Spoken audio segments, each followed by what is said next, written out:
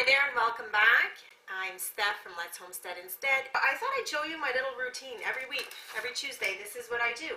I go and get my raw fresh goat's milk, Nubian milk, and it's been strained. My friend, she strains it before she bottles it, and then I come home and I take it out, and this time I got 8 liters. We are a big family of 6 with teenagers, and with what I make, this week I'm going to be making goat cheese, and that requires a little bit more milk, as well as my kefir and yogurt. So today I will show you how I make kefir, because every time I come back with my milk, that's the first thing I do. So as you can see, I filled up my my jug here of milk. I forget how much this is. This is like 1.8 gallons or something. And then I have 1.8 liters here. So I do have enough to make 1 mason jar of kefir and 1 mason jar of yogurt. So that's what I'm going to be showing you today.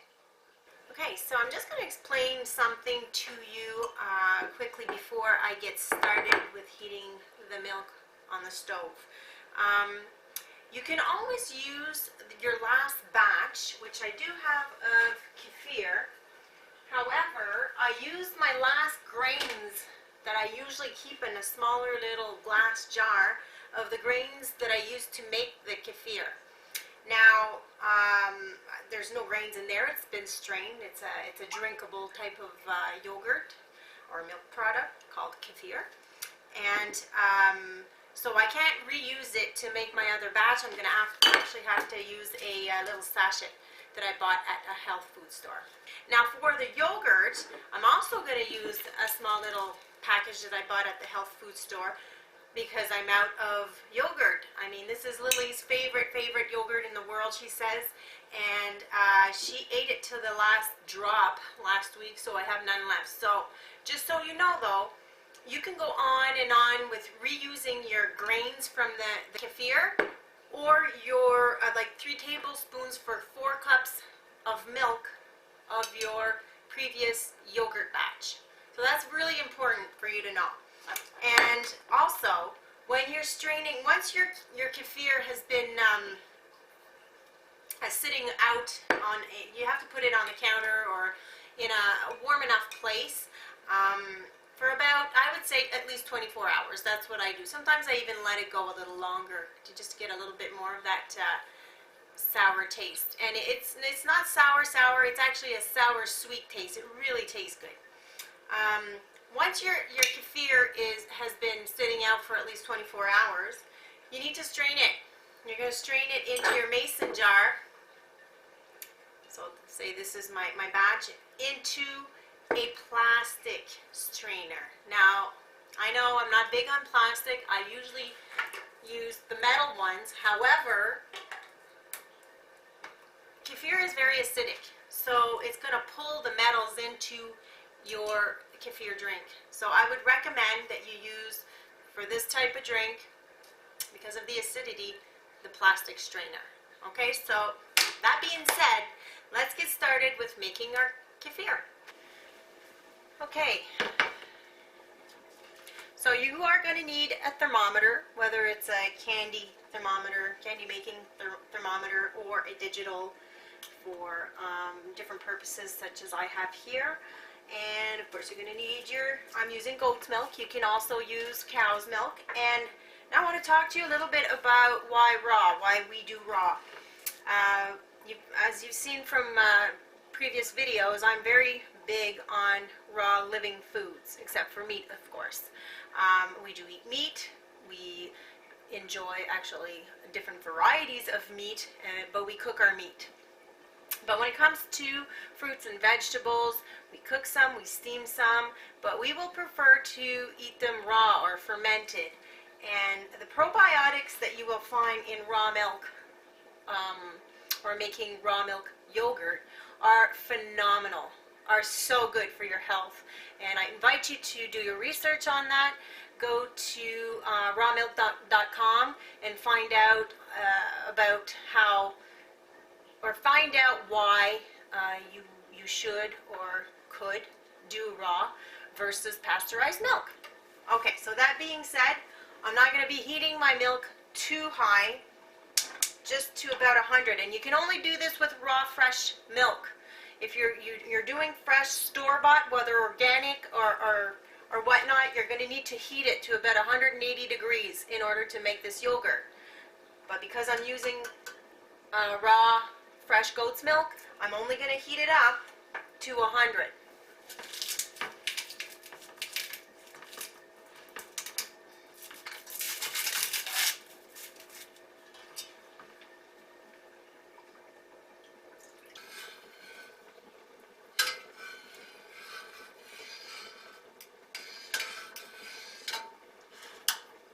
Okay, I've got my 100. I even have a little bit over.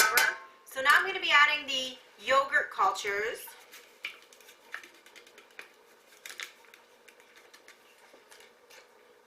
And I'm also going to be straining my milk because I didn't in the beginning. So it's just extra precaution here. Now hopefully I don't mess this up. Put a little funnel in there.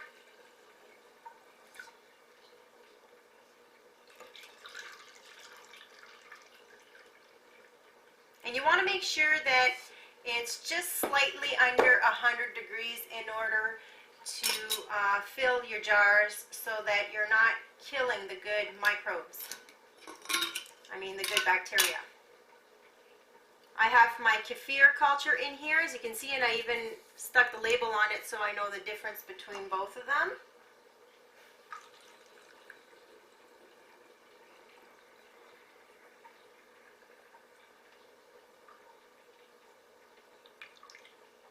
Just a little less than a liter in this one, but that's okay.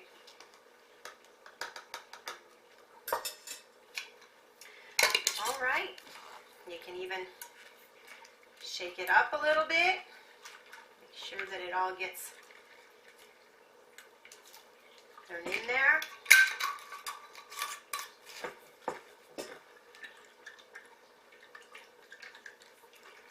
And there you have it.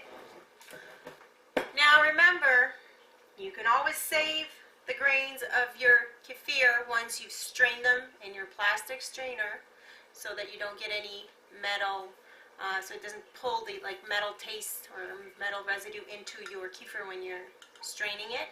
Keep those grains and put them into a little jar, glass jar, and use them for your next batch.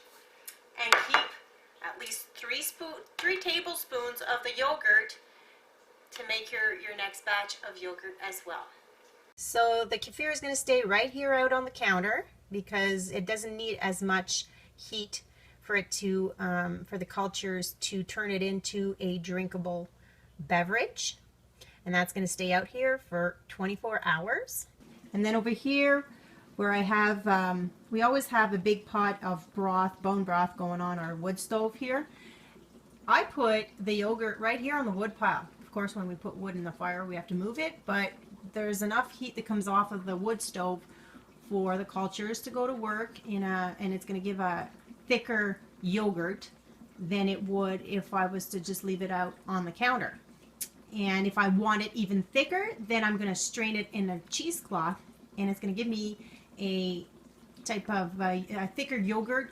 Okay, so here are the results of our yogurt and kefir, our homemade raw goat milk yogurt and raw goat milk kefir. So as you can see, the yogurt has a thicker consistency. And can you come and zoom in here, sweetie, please? Lily's behind my phone here. And over here we have a liquid consistency for the kefir.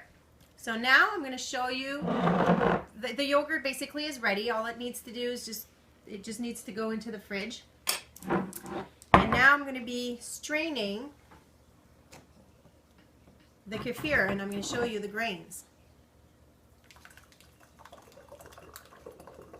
And things will get messy. It always does.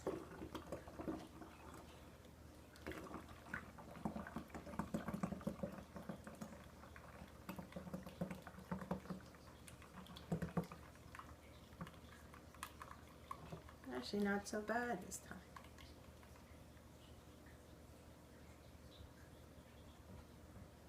time. Okay.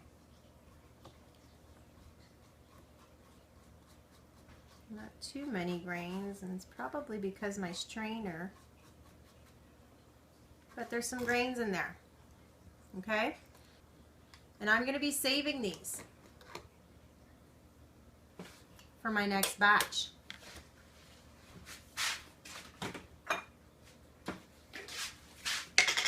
And the yogurt, I'm not even going to strain because it's absolutely beautiful, just like that. Very thick. I think this is my best batch so far, and that is because I let it sit beside the wood stove. So it's just warm, not too hot, just warm, and the cultures just went to work and gave us a beautiful yogurt. You like it? Glad you like it. Now I'm gonna finish this video by treating myself to a nice little shooter of my last batch of kefir. Cheers, guys. Enjoy, and to your health. Take care.